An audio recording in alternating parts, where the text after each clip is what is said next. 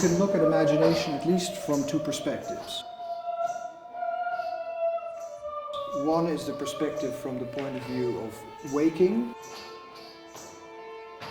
From that point of view, imagination, we think of making drawings and paintings and photographs and looking at pictures and movies and all that we see as products of imagination. I'm not looking at imagination from that perspective. I'm looking at imagination from the perspective of dreaming, because I believe that dreaming is the most pure form of imagination that we know of. Any filmmaker knows that it takes hundreds of people a year to make a film of 2 hours, and that is not even half as real as a dream. And a dream does it in a fraction of a second. So the dreaming imagination is the most powerful form of imagination. Calling it a dream is something that happens after dreaming. In the common dream, you don't know that you're dreaming, you are convinced that you're awake, and things happen around you. So a dream is an environment in which you think you're awake. The other thing we know about dreaming is that you wake up from it. And as you wake up, you can sense how that world that you were in recedes. You remember a fraction of your dreaming. So the dream recedes immediately. That means that it's not a physical environment that you're in, but it's a physical environment that presents itself as physical, so I call it a quasi-physical environment. The other thing that you find in dreams is that the location of consciousness is not just in what this I call habitual consciousness. I am habitually identified with this, right? It's something that I've learned. It's not something that I was born with. We were not born with identifying with the body. A little baby can look for hours at this and see that it is something else. This is not part of self.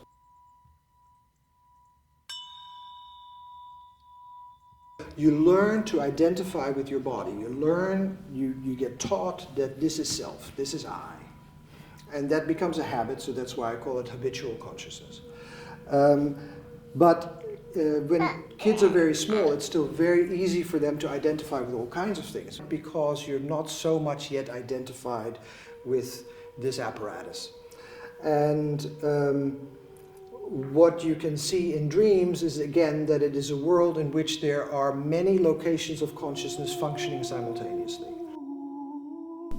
Go through all these tastes: lemon, vanilla, licorice, strawberry, whipped cream. Smell the dark smell and sense the presence of the cake. What is that like, that body of the cake? Can you feel it? It's more heavy than I thought. Uh-huh. And it's not as funny as I thought. Mm-hmm.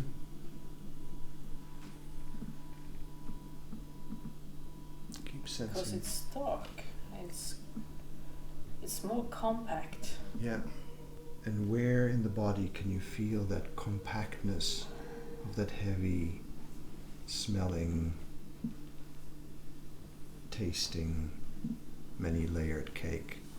It's in my stomach. It's my diaphragm. Diaphragm. So sense the diaphragm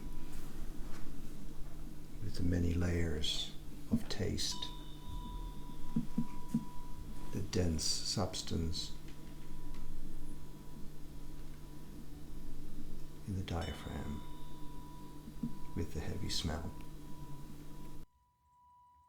Over the last 110 years, we've been working on dreams. We have been working mainly on dreams from a perspective of habitual consciousness. Now, that's not my interest. Habitual consciousness is a very narrow bandwidth. It's listening to one station. It's as if you would be listening your whole life to one radio station.